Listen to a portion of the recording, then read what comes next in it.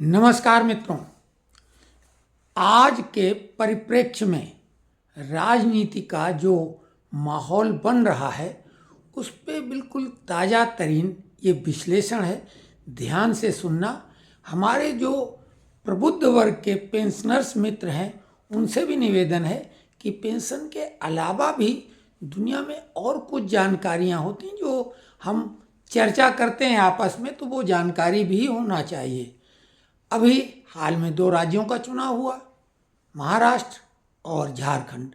महाराष्ट्र में भाजपा सुनामी वाले अंदाज में जीती, तो वहीं झारखंड में सबको चकित करते हुए जेएमएम ने कांग्रेस और आरजेडी के साथ मिलकर जबरदस्त बहुमत प्राप्त किया। अब चुनाव होना है बिहार, जो कि बड़ा राज्य है और सबकी नज़रें अब बिहार पर होंगी।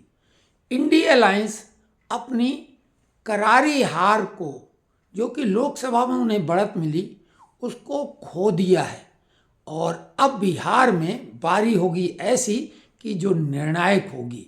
तो आपको हम बता दें कि बिहार में क्या होने वाला है। बिहार में लालू यादव ने सबको चौंकाते हुए राहुल गांधी से किनारा करके ममता बनर्जी से हाथ मिलाने का इशारा कर दिया है।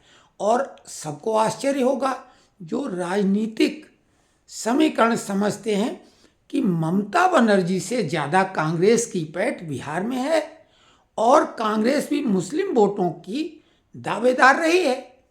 तारिक अनवर वहीं के हैं। लेकिन लालू यादव जो खड़ूस राजनीतिज्ञ हैं, उन्होंने माई समीकरण को ज़्यादा मजबूत करने के लिए मुसलमान और यादव को, उन्हें मालूम है कि वर्तमान में मुसलमानों में लालू यादव और उधर ममता बनर्जी की ज़्यादा पकड़ है। मुसलमान टैक्टिकल वोटिंग करते हैं, कांग्रेस को वो वोट लालू के मुकाबले में नहीं दे सकते हैं। तो कांग्रेस का वजूद बिहार में लगभग खत्म होने की स्थिति में बन रहा है। ममता बनर्जी जो आरजेडी है उसको मुस्लिम वोट में सहयोगी बनेंगी और केवल 2 ही वोटों के भरोसे लालू यादव हैं। लेकिन एक तीसरा महत्वपूर्ण फैक्टर जो यम बाई में यम है, यम फॉर मुस्लिम तो है, लेकिन अब वो मुस्लिम पर भी यम फैक्टर दूसरा वाला भारी पड़ रहा है, यम फॉर मनी। अब वो मनी देने का सीधा, हालांकि भाजपा ने किसानों को 6,000 रुपये वार्षिक देने का जो फार्मूला बनाया था, शिवराज सिंह चौहान ने लाडली बहन योजना चलाई।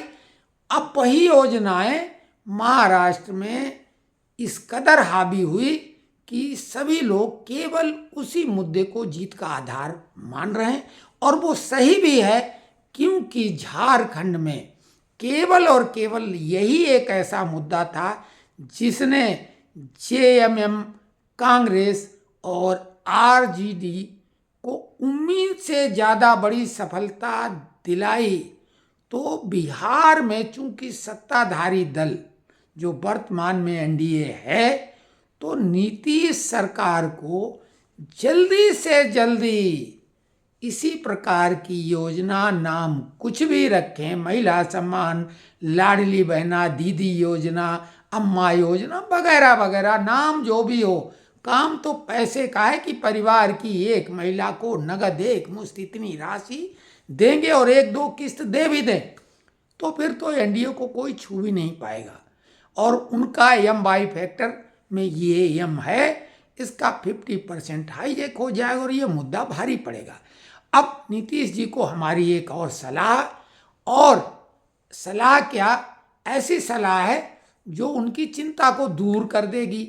ये योजना फटाफट चालू कर दें और साथ में एक घोषणा और करें।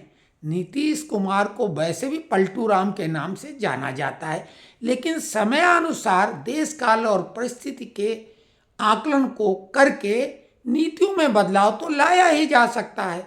तो गुजरात की तर्ज पर बिहार में मोदी का अनुकरण करके नीतीश ने शराबबंदी लागू कर दी थी और उन्हें लगा था कि जिस तरीके से मोदी प्रधानमंत्री की कुर्सी पर पहुंच गए हैं, वो भी महान व्यक्तित्व बन जाएंगे।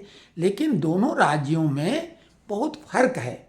वहाँ की शिक्षा दीक्षा और लोगों का अपना खान पान और रंग ढंग कुछ अलग है, लेकिन बिहार का कुछ अलग है। तो बिहार में अवैध शराब जहाँ एक तरफ लोगों की जेबें गर्म कर रही है, तिजोरियाँ भर रही है, वहीं सरकार का दिवाला निकाल रही है, बहुत बड़े राजस्व का नुकसान हो रहा है। तो बिहार में चुनाव में जो शराब नीति है उसकी समीक्षा करके घोषित कर दें कि शराब नीति में हम संशोधन करके और इस तरह से ठेके जारी करेंगे और उनमें राजस्व और ज़्यादा बढ़ा दें, यानी शराब महंगी कर दें। हाँ, इतनी महंगी भी ना करें कि झारखंड से सीधे सप्लाई हो जाए, जो कि वर्तमान में तो नंबर 2 से हो ही रही और लोग बिल्कुल आनंदित हैं। और उसमें जो प्रशासन के अधिकारी और विशेषकर पुलिस विभाग है उसकी भी बल्ले बल्ले तो है। तो नीतीश को उसमें और जो है टैक्स ज़्यादा लगा देना चाहिए और वो भरपाई ये लाडली बहना की तर्ज पर जो योजनाएं हैं उसकी हो जाएगी। ये जो भी एनडीए समर्थक लोग हैं हम उनको राय देंगे कि जो हम ये सलाह दे रहे हैं ये नीतीश तक पहुंच जाए। अगर ये लागू कर देते हैं नीतीश तो एनडीए की स्थिति वैसी होगी जैसे महायुति की स्थिति महाराष्ट्र में हुई। 80% सीटें फिर जीत जाएगी, कांग्रेस अलग थलग हो जाएगी, उसका तो नामो निशान नहीं रहेगा और उसकी जमानतें ज़्यादातर जगह जब्त होंगी। उधर प्रशांत किशोर भी जो नए नवेले बन रहे हैं वो उनने भी खाता एक आध जगह खोल के शायद अपना अस्तित्व दिखाएं कि हम भी हैं, बाकी कुछ उनसे होना नहीं है। उनकी और कांग्रेस में मुकाबला फिर होगा कि दोनों में कौन ज़्यादा ताकतवर है और उसमें भी प्रशांत किशोर और कांग्रेस का रोचक मुकाबला होगा। कांग्रेस अगर ममता और लालू के खिलाफ लड़ी, क्योंकि दोनों का भरोसा मुस्लिम वोट है। प्रशांत जो किशोर हैं वो एक अलग इंटेलेक्चुअल गेम खेल रहे हैं, लेकिन वो गेम बिहार में चलने वाला नहीं है। तो ये हम आज का विश्लेषण ताज़ा तरीन कर रहे हैं बिहार को लेके। बिहार में एनडीए बहुत बड़ी बढ़त की ओर बढ़ रही है, बशर्ते ये मुद्दा अगर लाडली बहना योजना वाला जल्दी से जल्दी लागू नहीं किया और उन लोगों ने घोषित कर दिया अपने चुनाव घोषणा पत्र में, तो फिर मुकाबला बहुत ज़बरदस्त होगा। ये समझने की बात है। फिर ऊंट किस करवट बैठेगा कहना बेहद कठिन होगा, क्योंकि नीतीश के पास कुछ खास नहीं है और आरजेडी शराब की नीति को इशारा कर देगी। तो हालांकि उससे जो अभी नंबर 2 वाले कमाई कर रहे हैं वो नाराज होंगे, लेकिन खैर कोई न कोई तो किसी न किसी नीति से नाराज ही होता है। लेकिन ये लाडली बहना योजना तो हिट है भैया, सुपर हिट फार्मूला है। तो ये विश्लेषण कैसा लगा कमेंट्स बॉक्स में लिखें और अगर संभव हो तो राजनीति में इंटरेस्ट लेने वाले लोग चैनल को सब्सक्राइब करें ताकि सबसे अलग और सबसे बिल्कुल एकदम सटीक तथ्यात्मक जानकारी राजनीति की हम दे पाएं। धन्यवाद।